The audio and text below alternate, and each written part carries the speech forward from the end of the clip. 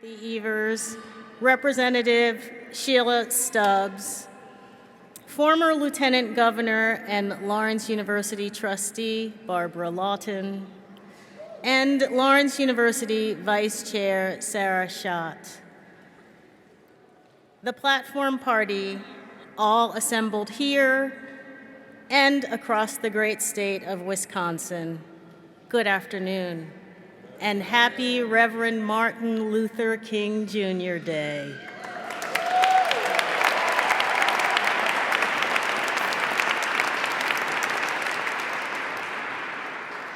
I would like to thank Dr. Overby and Wisconsin Public Radio for the honor of speaking with you today to share my thoughts on this year's theme, Let Justice Rule. As an attorney myself and wife to a retired police detective who spent his career working in a prosecutor's office, I have an intimate understanding and unique perspective on justice and how it rules. This perspective began long before I attended law school. Growing up in an integrated town in northern New Jersey, I vividly remember the shock I felt when Dr. King was assassinated. I was a young child at the time, and I could not grasp why someone would kill a minister. My maternal grandfather, you see, was a minister. Like Dr. King, he dedicated his life to the service of God and elevating Black people. So at an early age, I learned about the work of Dr. King and the injustice that was visited on Blacks in America. It was a privilege to spend that sacred time with my grandparents. The experience instilled in me a sense of responsibility that I didn't fully understand at the time. But I returned home with a purpose to live a life that honored the sacrifices that my elders made. I could pursue a life of Dr. Overby called to invite me to address you. I was immediately transported back to my time at the Juilliard School, where for 25 years, I had the privilege of producing the annual celebration of the life and work of Dr. King. I was blessed to work with actors like Viola Davis, Danielle Brooks, and Anthony Mackie, dancers like Robert Battle, the artistic director of the Alvin Ailey American Dance Company, and musicians like Jonathan Batiste. And I was reminded that in the months leading up to that annual production, every year I spent time with students reading excerpts from A Testament of Hope and talking about the life and work of Dr. King. It was important to me that this was not just another Juilliard performance. It was vital that we captured the spirit of sacrifice, perseverance, and love of Dr. King's work. And the question, what is justice without love? Dr. King said that power at its best is love implementing the demands of justice. Justice at its best is power correcting everything that stands against love.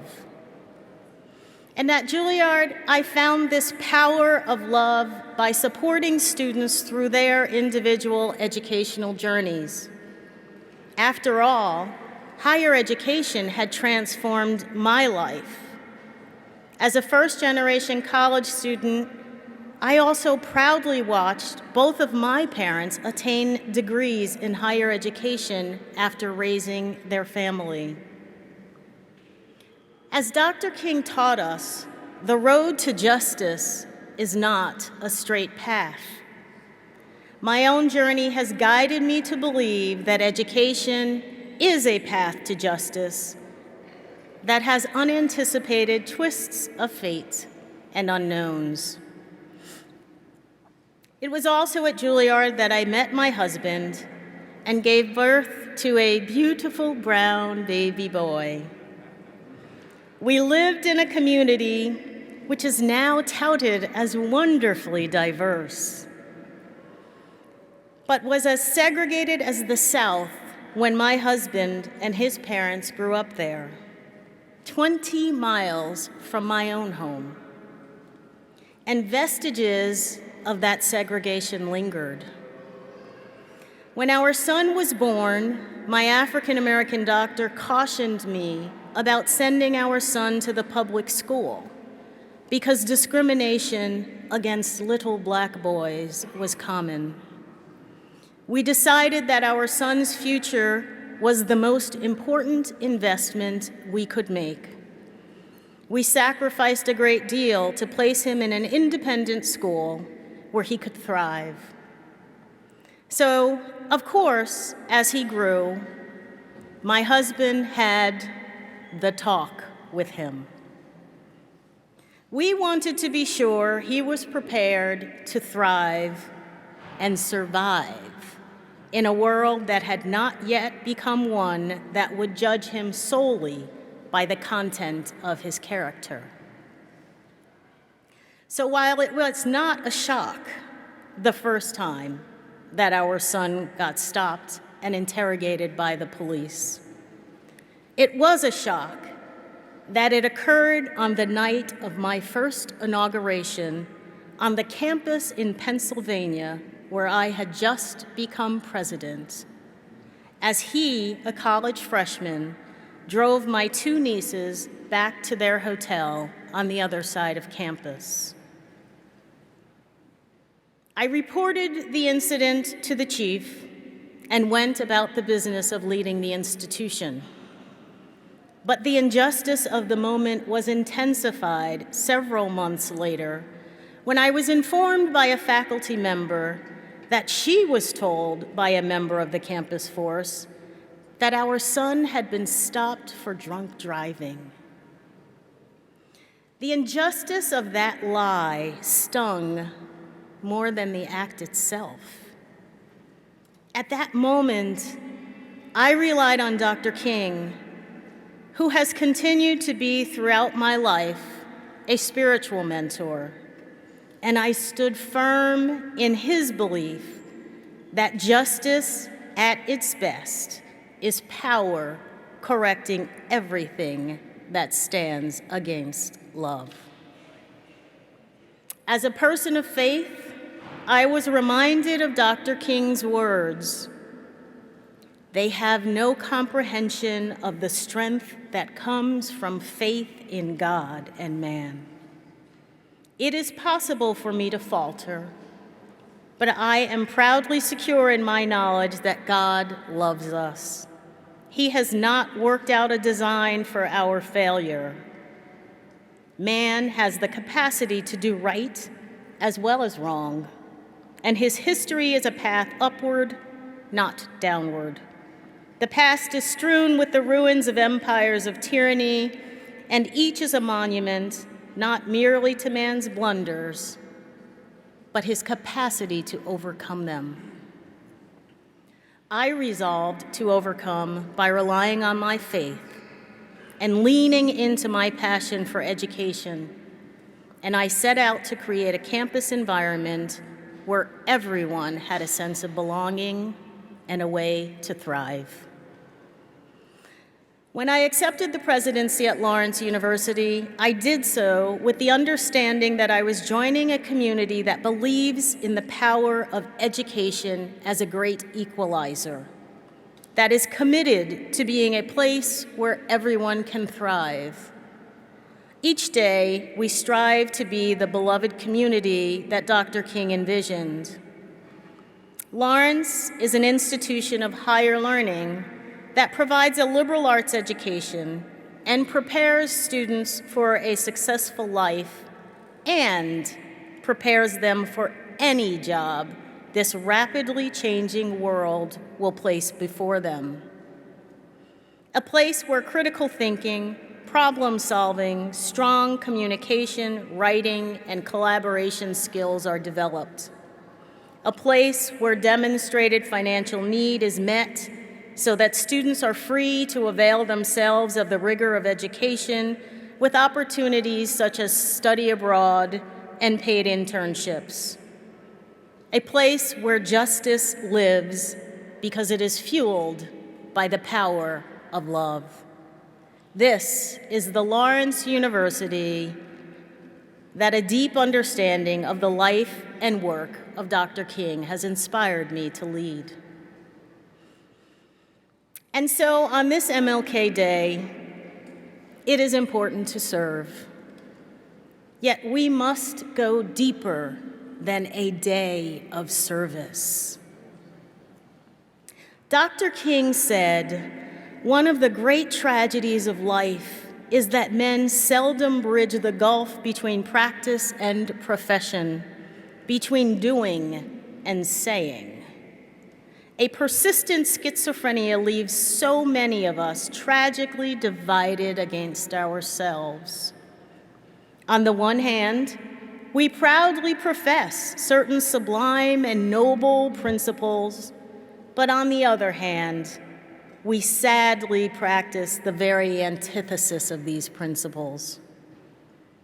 How often are our lives characterized by a high blood pressure of creeds and an anemia of deeds? We make our fervent pleas for the high road of justice, and then we tread unflinchingly to the low road of injustice. This strange dichotomy, this agonizing gulf between the ought and the is, represents the tragic theme of man's earthly pilgrimage. Each of us has an earthly pilgrimage that can change the course of the world. Are you living a life of practice and doing? Or have you fallen prey to an anemia of deeds? We owe it to ourselves and to the legacy that Dr. King left to challenge ourselves to do better. His life and my own journey are proof that this is not an easy road, nor is it a comfortable one. Yet it is exactly what we must do if we truly believe in justice. Dr. King saw the best and worst of humanity. He said that human progress is neither automatic nor inevitable. Every step toward the goal of justice requires sacrifice, suffering, and struggle. The tireless exertions and passionate concern of dedicated individuals. Dr. King challenged us to examine ourselves and ask if we are really working toward the goal of justice. Sacrifice, suffering, and struggle are not easy to undertake. They are not for the faint of heart. Many of us can say that we have made sacrifice towards justice. We have engaged in some level of service that caused us to give up time, talent, or treasures that we could have used for other purposes. I ask, have we suffered or struggled? The story I shared earlier was the tip of an iceberg of struggle. That trip to Macon, Georgia, prepared me for sacrifice, struggle, and even suffering. While I knew that my life was not going to be easy, I also knew it would not be nearly as difficult as those who came before me. I am grateful for Dr. King and others who paved the way. Had they gotten weary in well-doing, I would not be standing here today. I embraced and continue to embrace the struggle and sense of responsibility I learned on that trip, so that my son and the young people whose lives are entrusted to me will have a life closer to Dr. King's dream than my own. I ask you to reflect on the sacrifice, suffering, and struggle of Dr. King's life and work, and to take with you my wish for us today and ever is not merely the absence of tension, it is the presence of justice. I wish you a life of peace and justice. Thank you.